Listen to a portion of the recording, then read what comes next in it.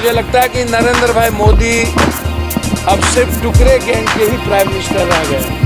हर धर्म, हर गीता, कुरान, बाइबिल, ग्रंथ, हर रंग भाषा का सम्मान ही हमारे देश का, हमारे सोल्जर का सबसे पहला कर्तव्य है। कंप्लीट रूप से ऐसे लोगों को, ऐसे नेताओं को हमारे संविधान और डेमोक्रेसी से कोई मदद नहीं मिलनी चाहिए।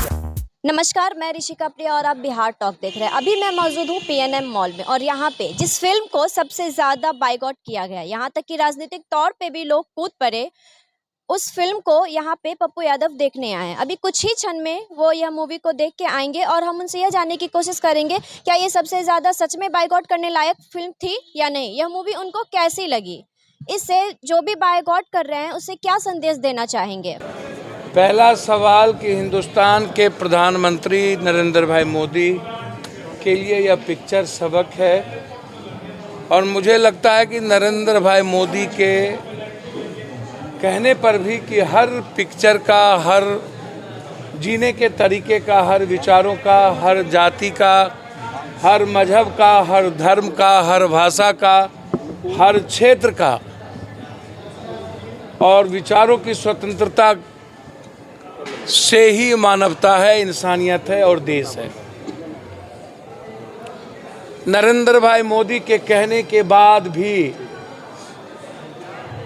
टुकड़े टुकड़े गैंग, जिन्होंने देश के संविधान पर, डेमोक्रेसी पर जबरदस्ती हमला कर नफरत पैदा करने की कोशिश की, मुझे लगता है कि नरेंद्र भाई मोदी अब सिर्फ टुकड़े गैंग के ही प्राइम मिनिस्टर रह गए। सवाल ये नहीं है कि देश किसके काम आता है, सवाल ये नहीं है कि इंसान किसके काम आता है, सवाल ये है कि इंसान के लिए हम काम आते हैं या नहीं। सवाल ये नहीं है कि देश किसके काम आता है, सवाल ये है कि हम देश के लिए कुर्बान होते हैं या नहीं, हम देश के लिए जीते हैं या नहीं। सवाल ये नहीं है कि हम शिखर और सत्ता पर कैसे बैठें, सवाल ये है कि हम मानवतावादी सोच और विचारों को और विश्व को बचाने में हमारी प्राथमिकता क्या होगी। यह जो कंप्लीट रूप से यह पिक्चर है वह यह बताता है कि हमें हमेशा जीने का, मुस्कुराने का अपनी स्वतंत्रता चाहिए और देश और दुनिया के हर देशों का सम्मान, उसकी फ्रीडम, उसकी डेमोक्रेसी, हर धर्म, हर गीता, कुरान, बाइबिल, ग्रंथ, हर रंग भाषा का सम्मान ही हमारे देश का, हमारे सोल्जर का सबसे पहला कर्तव्य है। और ये पठान ने, चाहे जिसने भी, जितनी ज़्यादा इस पिक्चर में जिस किसी ने भी अपनी भूमिका निभाई, उन्होंने सिर्फ ये बताया कि हिंदुस्तान के खूनों में, रगों में मानवता के लिए ही सिर्फ कर्तव्य के पथ पर चलने की ताकत है। हिंदुस्तान का हर सोल्जर मरने की तैयारी कर सकता है, बस उसे सोचना होगा कि हम नेताओं से दूर रहें।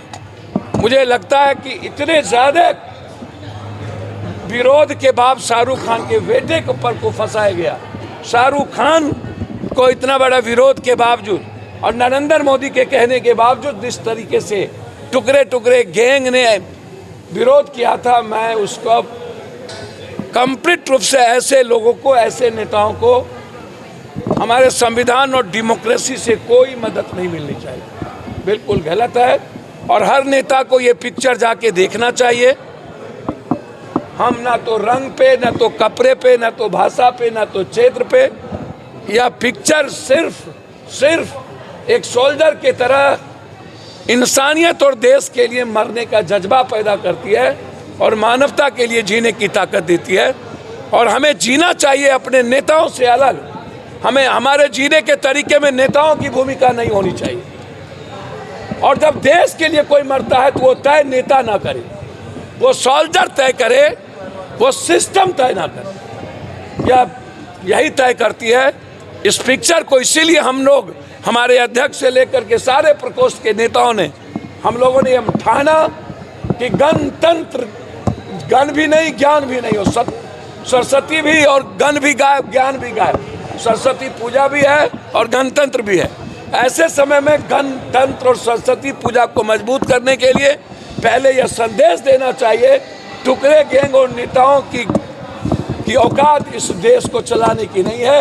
यह देश हमारा सोल्जर चलाता है, यह देश की मानवता की रक्षा हमारे सोल्जर पर और कुर्बानी देने वाले इंसानियत पर है। बहुत बहुत धन्यवाद। ऐसे तमाम खबरों को देखने के लिए बने रहे बिहार टॉक से। धन्यवाद।